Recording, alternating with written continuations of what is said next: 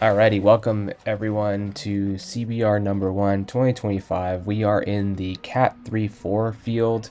This is my first year doing this field. It's actually being brought back for CBR series. And yeah, so this was a really strong field. We had a lot of really strong guys. Teams that were present include Velosport, Team Endure, you got PRT, as this guy's just rolling out in front of me, and then a couple of others. But I am on Team Automata, presented by Fast.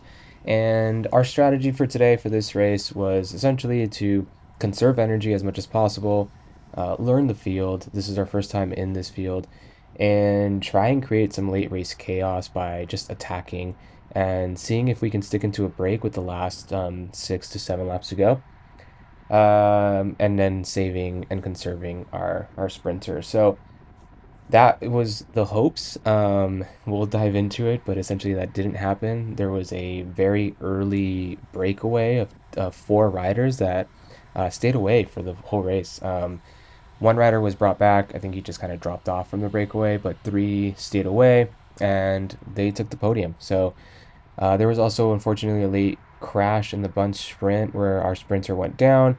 I don't have footage from the actual crash, but we'll see it as I come across the finish line. But yeah, let's get into it. The main thing is I wanted to go over three things that I'm learning as I continue to race and just kind of seeing my race footage and how I'm reacting to the field. The first thing is just trying to be a little bit more confident in the corners with holding wheels. I find myself just kind of like always letting a gap go, and then, as you can imagine, putting down a lot of watts to get back onto the back of the field, or the person in front of me. So I'm just really not conserving energy all that well. Um, Overall, fitness wise, I do think that I have the fitness needed to be competitive in this field. I just was burning too many matches throughout the race, especially being a 40-minute race. I'm used to 30 minutes from last year. And then the second thing is just trying to take advantage of when the pack slows down. We'll see a couple of instances of that, and I'll point them out. But essentially, there are a couple moments where the field is coasting, and that gives me a unique opportunity to just move up and get better position. But in some situations, I did do that, and then I just kind of like fall back and don't hold the necessary power to just stay in that part of the field, leading to essentially being a wasted effort.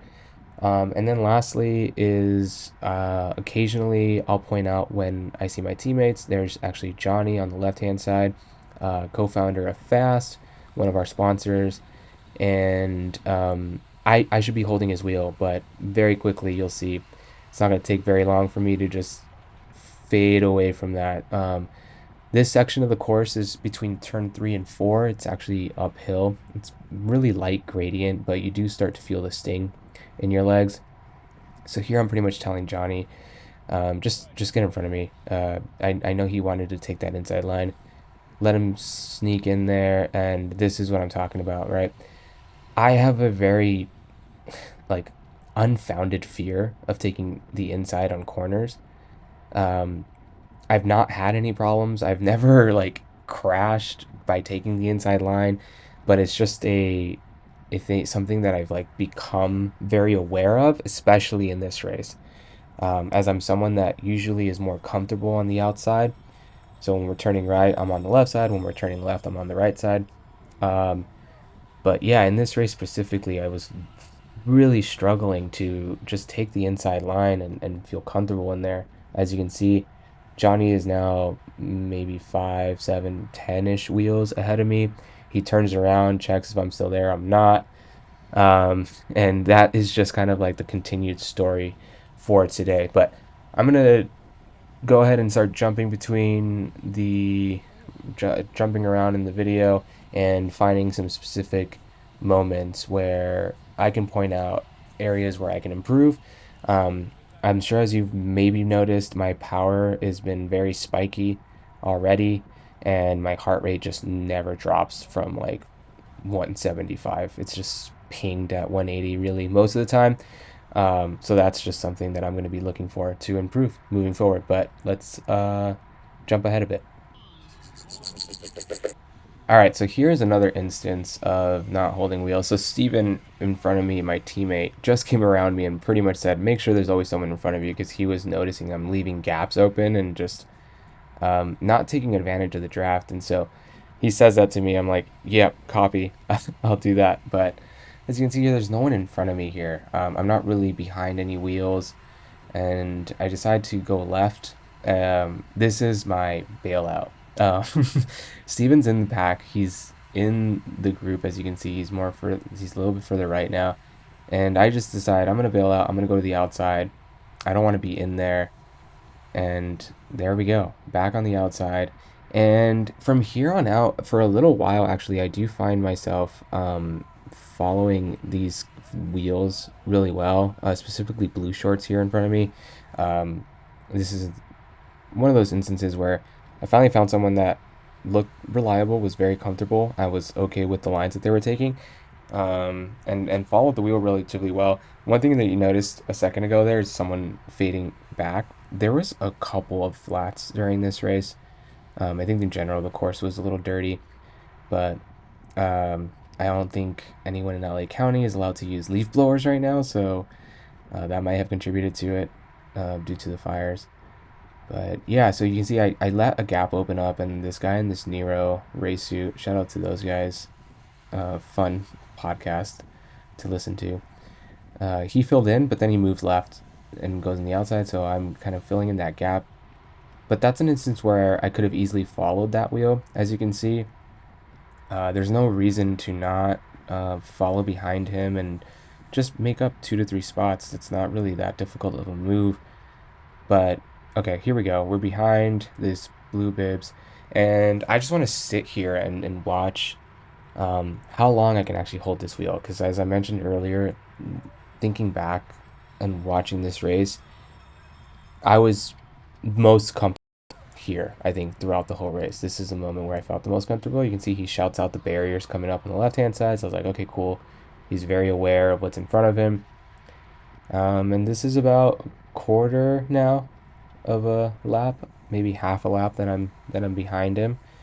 You can see here I'm kind of letting this gap open up a little bit, but really it's just because I stopped pedaling and we're downhill in this section. So I'm hoping that I can gain some momentum, but now that gap is insurmountable, right? Like now that gap is too big. I'm not going to close it in this corner.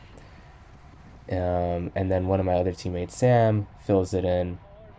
So I'm going to get on his wheel. And there you go. It took half a lap for me to lose at least 2 positions in front of me, but if you take into account that we're like 3 wide, about 6 positions total. So yeah, let's jump ahead again. All right, so I'm going to start sounding like a broken record, but here is my teammate Sam. He's directly in front of me. I'm coming around him because I'm realizing that he's also leaving a big gaps open, and then oof, tight there. I don't know. He didn't know I was there. He was moving right to get around that guy that was fading, and then I shot up the inside and boom, like the field had slowed down a bit there, so you can see I moved up quite a few spots. Dude on my left here is my safe wheel, as I mentioned earlier. He's on that track. But yeah, here we go back into turn 2.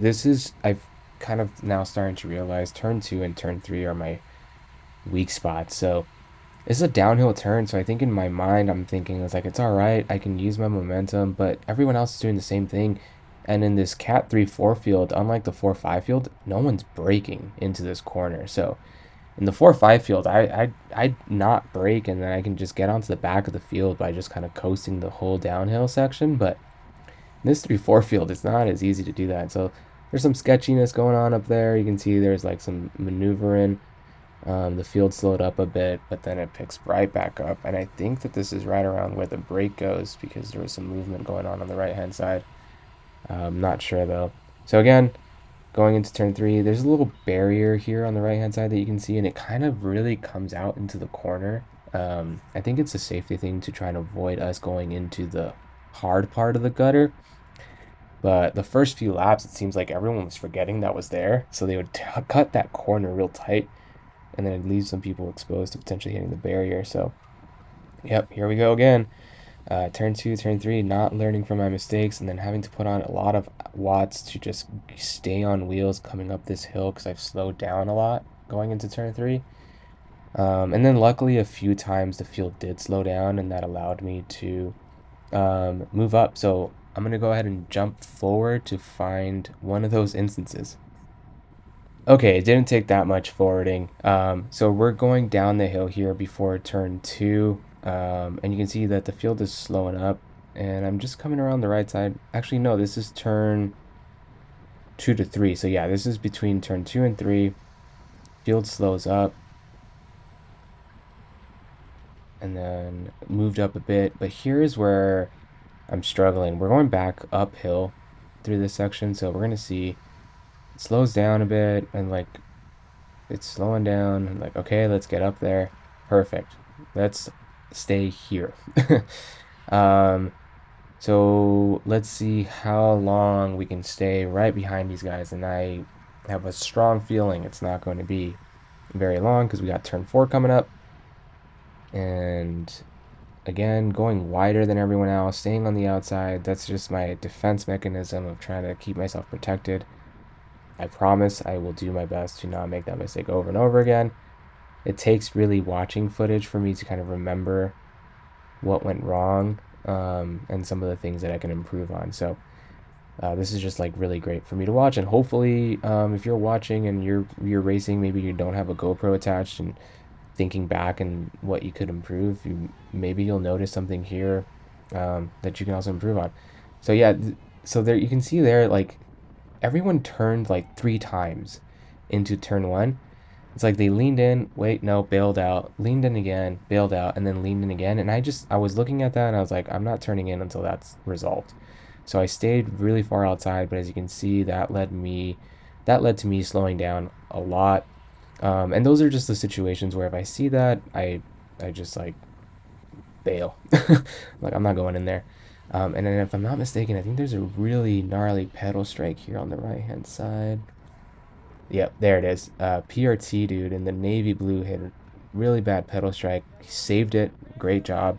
Props to him. But yeah, very scary moment. Talking to Mike here from Endure, like we got to get on those 165 cranks. I don't know if he's actually running longer cranks. He might be on 165s. It didn't even look like he was leaning that much. So maybe it wasn't even a pedal strike or something else went wrong. But yep, going back into this. Green jersey here is doing a really good job. So I'm like, maybe we can hold on to his wheel, but there's just too much power going up this hill. The speed really ramped up. We're going 28 miles an hour on like a 3% gradient, and I'm just not able to hold that after all of the efforts that I've already put in coming out of corners. So I think at this point in the race, I was thinking to myself, if this doesn't slow down soon, like I'm not going to stay in.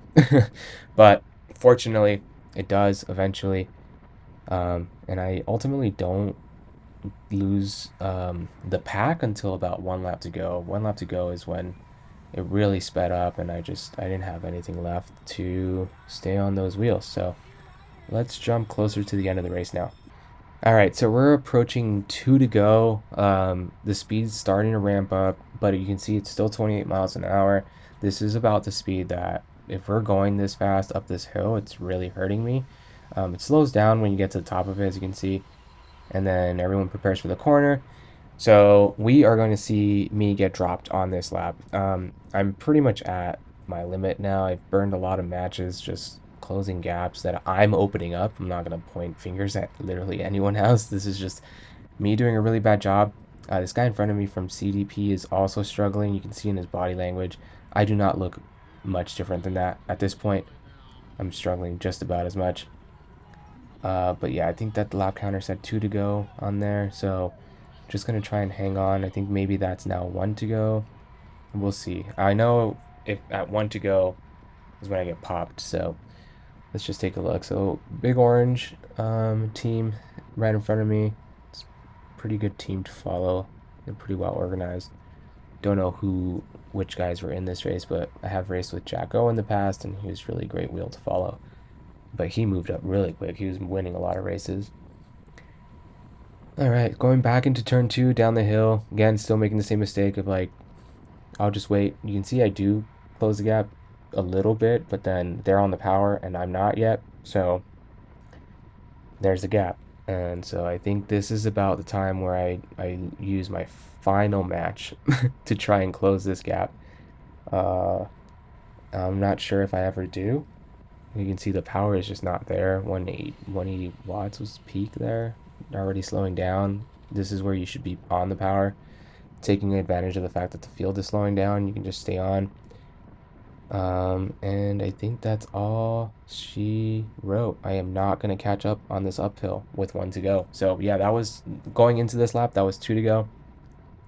We're now going into the final lap with one to go. And there goes the field. This is the most frustrating feeling when you can see the field just roll away from you. It's one lap to go.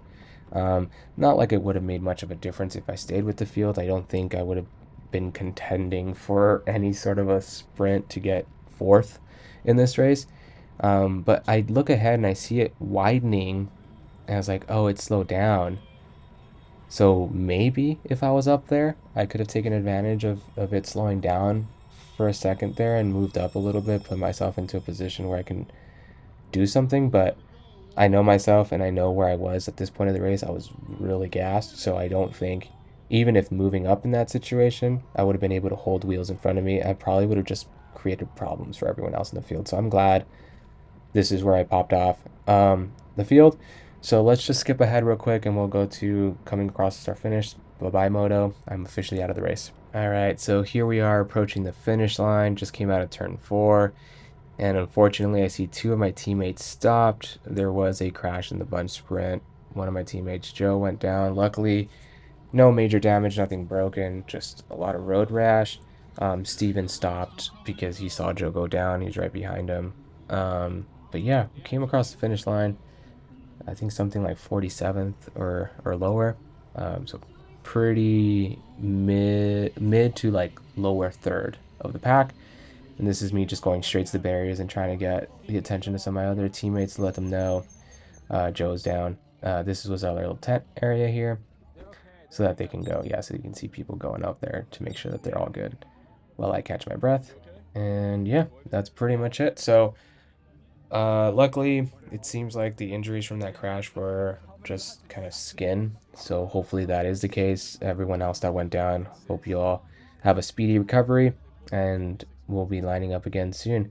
My next race is probably going to be the King and Queen of Crit, hosted by Major Motion out by, I think it's called Hughes. So that'll be in Long Beach. And then after that, Roger Milliken. So hopefully we can kind of fine tune some of these things that I've called out here and just kind of keep improving on pack skills. There's not a lot of like practice rides here in LA right now. Uh, Montrose is up and running, but Montrose doesn't really have a lot of cornering. It's just very straight. And it also just goes really close to Altadena, which had the Eaton fire. So don't really want to be riding around over there too much given um, potential air quality issues. So we'll see. But I will see you all at the next race. Thanks for tuning in. If you're still here, catch you on the next one.